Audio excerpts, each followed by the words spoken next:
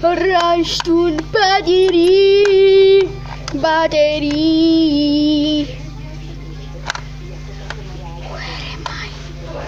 Στο σπίτι μας ρε κακομοίρη. Ακόμα δεν πήρες 20 subscribers. Τι να κάνω τρόπε. Τίποτα δεν. Και ναι, θα κάθομαι μπροστά. Βασικά μισό λεπτάκι να φέρω το στέγαστο. Πώς κλείνω αυτό.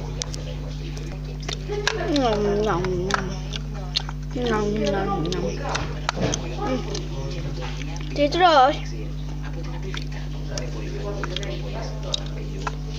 Ρε παιδάκι μου, πες μου τι τρως.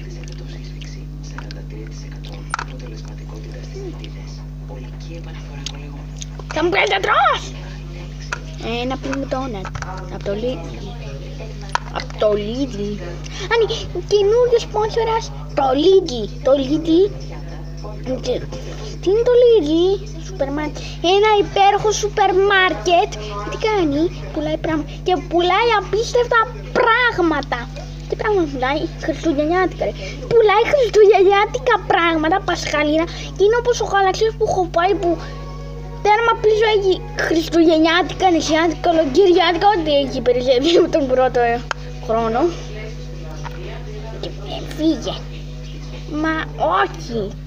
Εγώ θα κάνω βίντεο σήμερα. Μένα είναι η ώρα μου να λάμψω.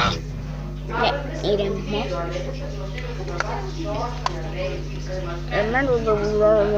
Φύγε από πάνω μου. Φύγε.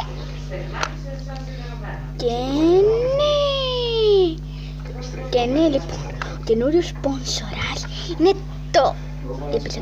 Ο καινούριος σπόνσορας που έπαιζε κάτω είναι το Lidl. Το Lidl είναι ένα υπέροχο κατάστημα. Μισό λεπτάκι να σας δείξω φωτογραφίες. Τώρα θυμήθηκα. Δεν έχω φωτογραφίες. Ναι. Και σήμερα το Lidl μας προσφέρει 50% έκπτωση στα πόδια μου. Μυρίστε τα βρώμικα πόδια μου. Δείτε τα. Και ναι, τελειώσαμε. Βασικά όχι τελειώσαμε. Ήρθε η ώρα να πει και ένας που δουλεύει στο Lidl. Κύριε, ελάτε εδώ. Ναι, γεια σας, δουλεύω στο Lidl. Φύγε από εκεί και εγώ δουλεύω στο Lidl. Εντάξει, μας κάνεις.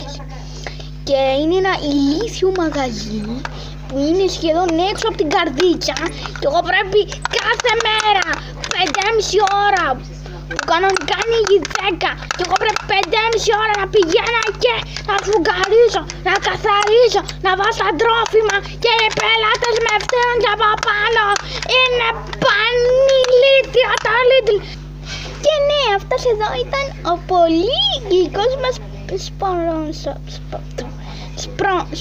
σπόνσορας. Ναι, σίγουρα δεν είπα τα εγκεφαλικό. Σπόνσορας. Σπόνσορας. Ένας πολύ καλός σπόνσορας. Είναι ο πιο καλός μας σπόνσορας και ο μοναδικός μας σπόνσορας.